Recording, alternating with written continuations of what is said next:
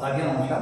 जैसा कि आप सभी जानते हैं कि राज्य शिक्षा केंद्र के निर्देश पर अभी हमारे सभी प्राथमिक और माध्यमिक शाला के प्रधानाध्यापकों का एक लीडरशिप प्रशिक्षण आयोजित किया गया और इस लीडरशिप प्रशिक्षण में आज हम बात कर रहे हैं मॉड्यूल 12 जहाँ पर टीम बिल्डिंग की बात की। इस टीम बिल्डिंग में एक सफल व्यावसायिक संवाद के लिए 5 C's दिए गए और ये बहुत महत्वपूर्ण कौशल है जो एक लीडर के अंदर होना बहुत आवश्यक है। तो आइए देखते हैं कि वास्तव में ये 5 C's क्या है। पहले सी की बात करेंगे तो ये बना है बी ए कम्युनिकेटर यानी एक संचारक बने। हमारा जो लीडर होता है वो बहुत अच्छा कम्युनिकेटर होता है, यानी अपनी बात को बहुत अच्छे तरीके से दूसरों के बीच में, अपनी टीम के सदस्यों के बीच में संप्रेषित कर सकता है। अब कम्युनिकेशन में अगर हम देखेंगे तो कई बार क्या होता है, हमको शाब्दिक संप्रेषण भी होता है और कई बार अशाब्दिक भी होता है। नहीं, कई बार एक अच्छी भाषा का प्रयोग भी करना होता है और कई बार किसी भाषा का प्रयोग किए बिना, कुछ बोले बिना, केवल अपने हाव भाव से, अपने फेस एक्सप्रेशन से, अपनी बॉडी लैंग्वेज से, अपने पोस्चर से हम बहुत सारी चीजें सामने वाले को कम्युनिकेट कर देते हैं। तो यदि आप बहुत अच्छे कम्युनिकेटर हो, इसका मतलब आप में लीडरशिप की क्वालिटी है। तो पहला सी हुआ बी ए कम्युनिकेटर। दूसरे सी की बात करें तो स्पष्ट रहे यानी बी क्लियर।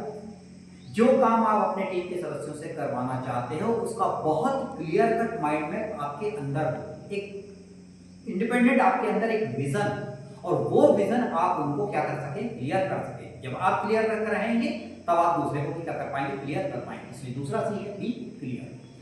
तीसरा सी है बी कंसिस्टेंट, सुसंगत रहे।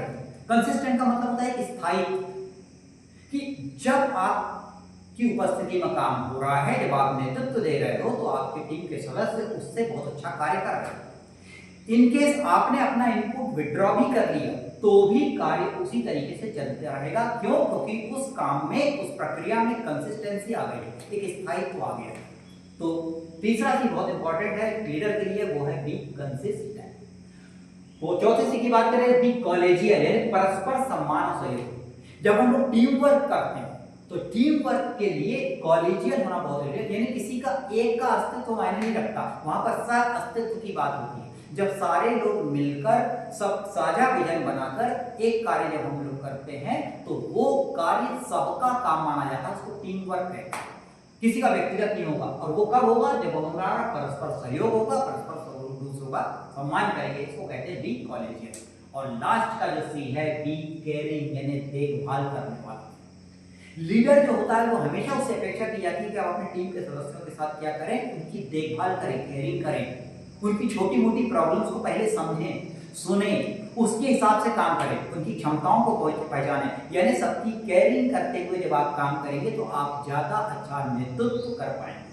तो ये 5 C है, वर्क कर रहा हूं। Be a communicator, be clear, be consistent, be collegial and be caring. These are 5 C's which are very important factors in leadership. तो लीडरशिप में सबसे महत्वपूर्ण चीज है ये 5 C's। ये 5 C's आपके अंदर है तो आप निश्चित रूप से एक सफल लीडर बन सकते हैं।